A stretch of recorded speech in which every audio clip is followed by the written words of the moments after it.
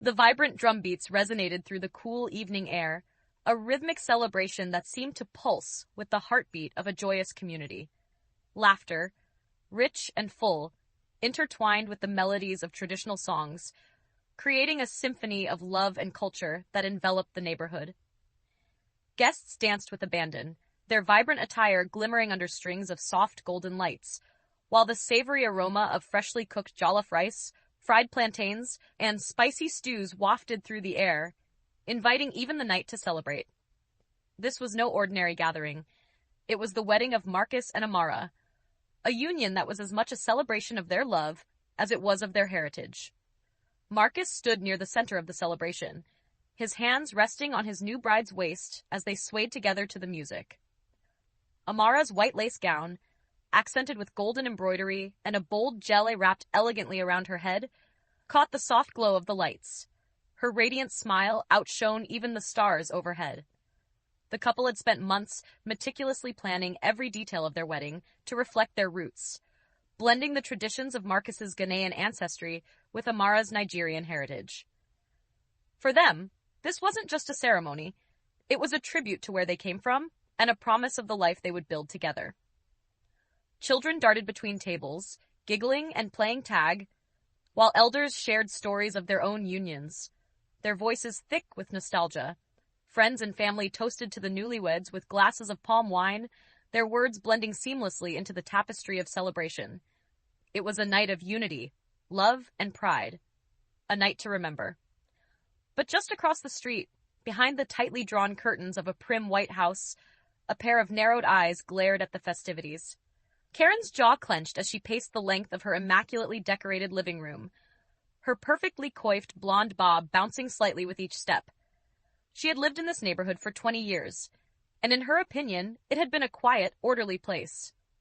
Until Marcus and Amara moved in. Karen prided herself on her refined sensibilities, a self-proclaimed connoisseur of what she called peaceful suburban living.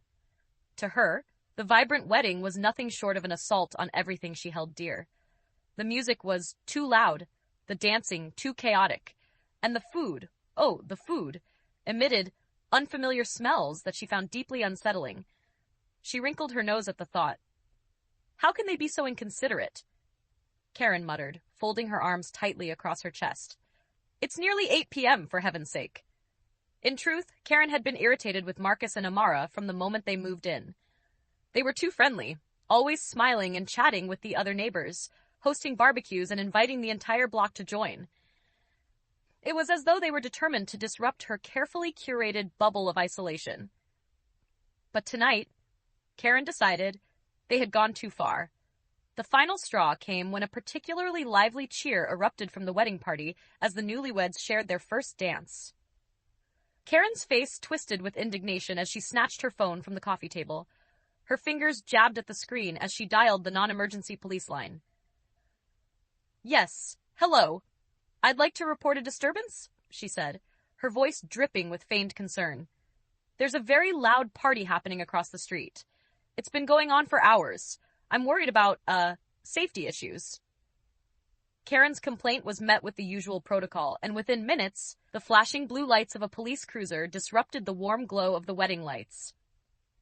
Marcus and Amara exchanged a weary glance as the music faltered, the drummers pausing mid-beat.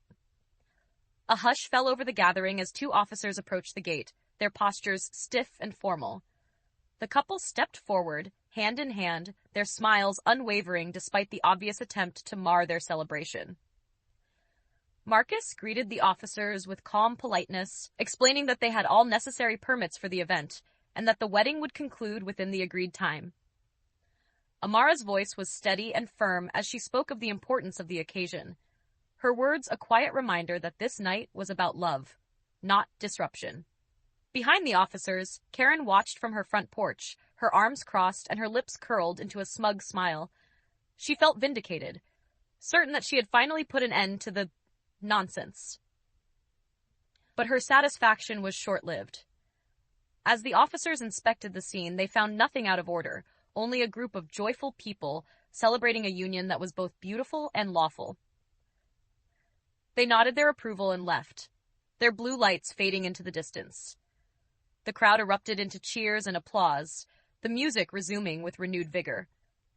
The drummers struck up a triumphant rhythm, their beats louder and more defiant than before.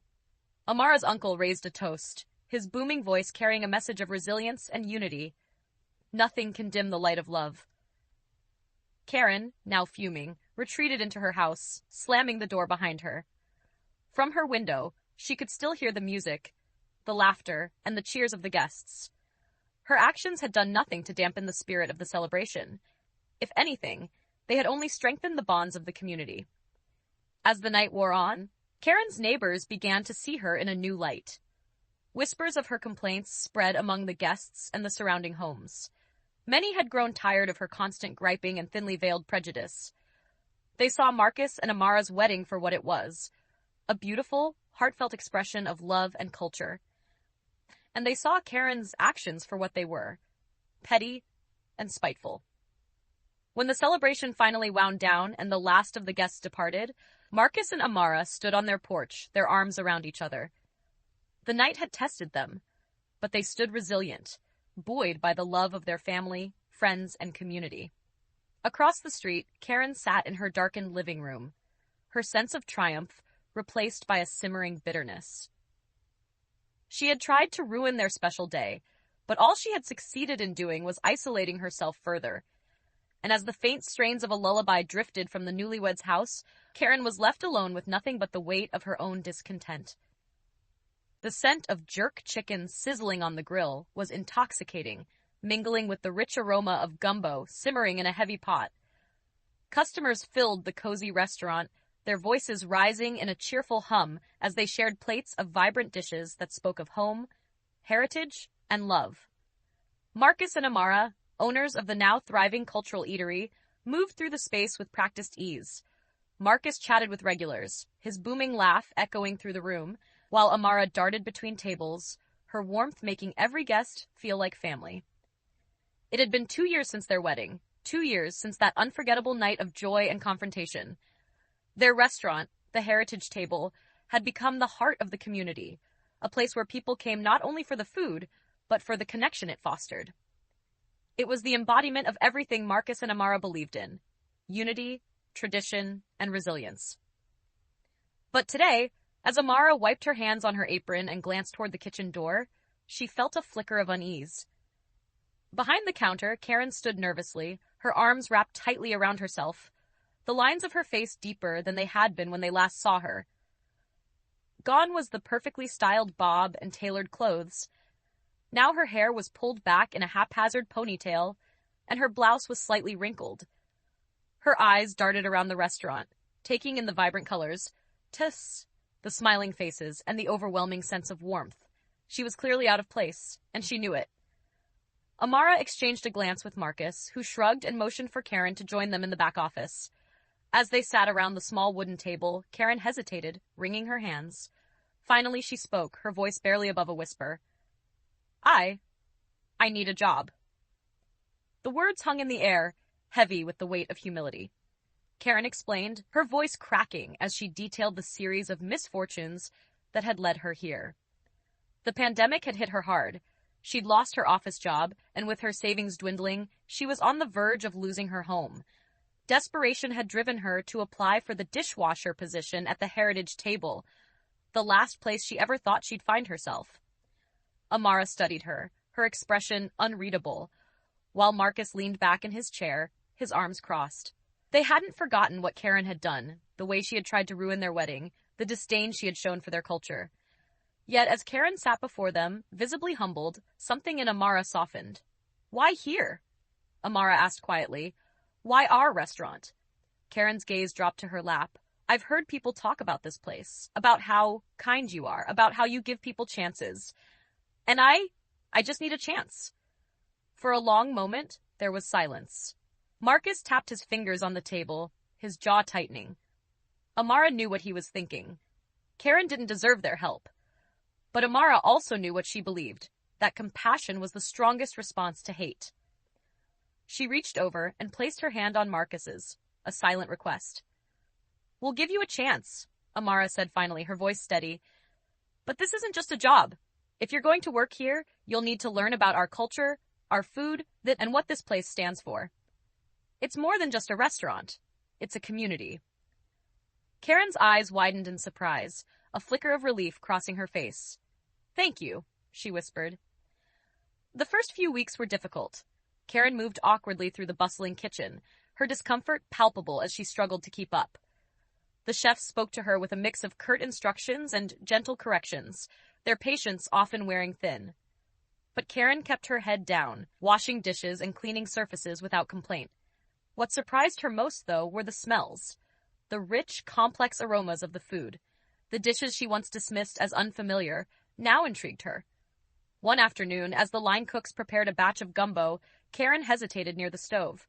"What's in that?" she asked, her voice tentative. One of the chefs, a burly man named Kofi, raised an eyebrow. "You want to know? Come here." He handed her a spoonful of the gumbo, the steam curling upward as she cautiously tasted it. The flavors exploded on her tongue, smoky, spicy, earthy, with a depth she had never experienced. She blinked in surprise, and Kofi chuckled. "Good, huh?" he said, slapping her on the back. "That's what home tastes like." From that day forward, Karen became curious. She asked questions about the dishes, the spices, the stories behind them. She learned that the jerk chicken was marinated for 24 hours in a blend of Scotch bonnet peppers, thyme, and allspice, a recipe passed down from Marcus's grandmother. She learned that the gumbo, thick with okra and shrimp, was a symbol of resilience, a dish born from necessity and creativity. And she began to appreciate the music that filled the restaurant, its rhythms as intricate and vibrant as the food. Slowly, Karen began to change. She started greeting customers with a tentative smile. She learned how to plate dishes, taking pride in the artistry of the presentation. She even began to hum along to the music as she worked. One evening, when a customer complained about the spiciness of the jerk chicken, Karen found herself defending it. "That heat is what makes it authentic," she said firmly, surprising even herself. Months passed, and Karen's transformation didn't go unnoticed. Marcus, initially skeptical, began to warm to her as he saw her earnest effort. Amara, ever observant, noticed the way Karen lingered after shifts, asking for recipes and advice. It was as though she was discovering a world she had spent years avoiding. The turning point came during the restaurant's anniversary celebration. Amara had planned a small event to thank their loyal customers, complete with live drumming and traditional dancing. To everyone's surprise, Karen volunteered to help. "I don't know much," she admitted, "but I'd like to try." She spent hours decorating the restaurant with vibrant fabrics and setting up tables with care. When the drummers arrived, she watched them with fascination, clapping along to their rhythms. By the end of the night, she was laughing and chatting with the guests, her once rigid demeanor replaced by an ease that felt almost natural. As the restaurant emptied, Marcus and Amara sat together, watching Karen help the staff clean up. Marcus shook his head, a small smile tugging at his lips. "Never thought I'd see the day," he murmured. Amara leaned against him, her heart full. "Food has a way of breaking down walls," she said softly. "It reminds us that, deep down, we're not so different." Across the room, Karen caught their gaze and offered a small, hesitant wave. They waved back, their smiles genuine. It wasn't just about forgiveness.